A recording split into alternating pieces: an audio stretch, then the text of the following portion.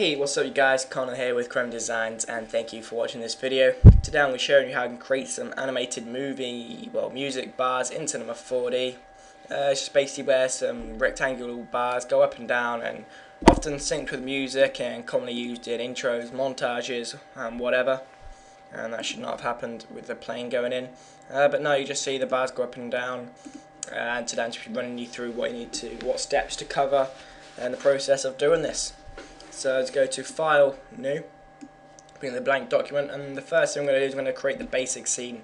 So just add a plane and change the width to 10,000 and the height to 10,000.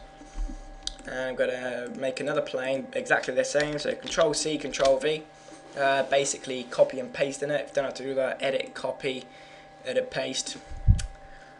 Control C, Control V is much easier. Go to the rotate tool, and you're going to rotate it so it's still kind of like a wall at the back. Hold shift so it snaps to every 5 degrees, and 90 degrees vertical is what you want. So now let's go to the move tool. I'm just going to drag it back pretty much towards the end of the plane, just so it gives more room to work with. And yep, there we go. Find the basic angle that we're going to be covering from. Add a cube and drag it over, just over to the back wall, because that's where we're going to be having it, or at least I am. And you see there's a little dot on the top of the box, not that one, just above the green, and that will extend its vertical length. So just zoom out a bit, drag it up like so, there we go, that's looking good.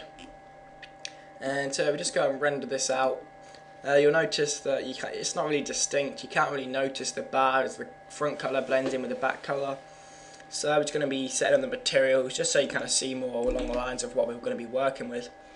So going to make the scene material here, which is going to be the floor and the back wall, and just drag it on so it's kind of like white, like so. And the bar, we're going to make a default shader, which is File Shader and New Key, and just drag that on the bar. One thing I will do is go to Cube and go to Fillet or Fillet, and retain your radius to 10. This just kind of curves the edges, so it's kind of more smooth and not so harsh, like so. So I'm just going to add in a light now, drag it up a bit, maybe a bit further over. Shadow map soft, render that out. See what it looks like so. You just got some kind of cool shadows in the background. Looks quite nice. And so we're going to be working from here. So if you go ahead and play, you'll notice that it's not moving up and down. But we're going to be doing that now.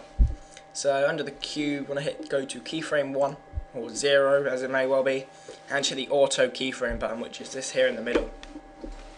And we're just going to go over to the 5th keyframe, and just going to drag it maybe down a bit, and then the 10th keyframe, maybe just up quite a lot to pretty much the peak. 15 down a bit, 20 maybe just a little bit wrong one. Make sure you do get the right one, otherwise you'll change the width. That's not what you want. I try it, could look quite good. Down a bit there, and then up just a little bit on the final one, like so. So now just go ahead and render that out, and you'll see that you've got the moving bar. Now I've only got up to 30 keyframes. That's because it could get a bit obnoxious, me just doing the same process for 3 times as long till the end of the 90 keyframes. But what we're going to do is you've only got one bar.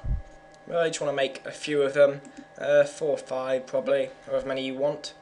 So to do this, just make another copy, Control C, Control V, and we're just going to untick the auto keyframe button. Otherwise, if you don't do this, it will come awkward and you'll end up moving it, and it'll be animating to the side, and width will change, and it's just awkward. So untick that, move it over, and go to keyframe 1, and make sure you have auto keyframe ticked again. So on the first one, I'm going to change the height difference, so it's going to be smaller to start with, and then it can be higher, and then on the 10th it can be lower. Wrong button, change the fillet settings. Is it a fillet or fillet? I don't know. Leave a comment saying. Go up.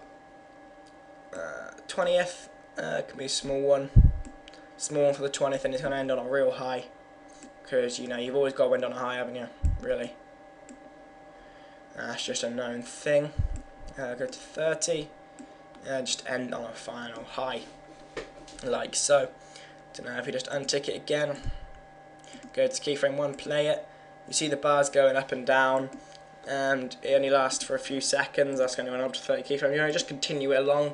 You can maybe just copy the keyframes and do it again. You know, it doesn't really matter because I'm sure they won't notice. But no, that's basically 2 of them. To do it again, obviously just do the exact same process. Control C, Control V, move it over, tick auto keyframe again, and just alter the settings. But you know, that's kind of basic. Let's go ahead and render it out here. Yeah, it's looking quite nice. That's how to create some music bars in Cinema 4D. Go ahead and use it for your intros, or montages, whatever you feel like, whatever you want it to be used for, your project. But you know, that's about it from me.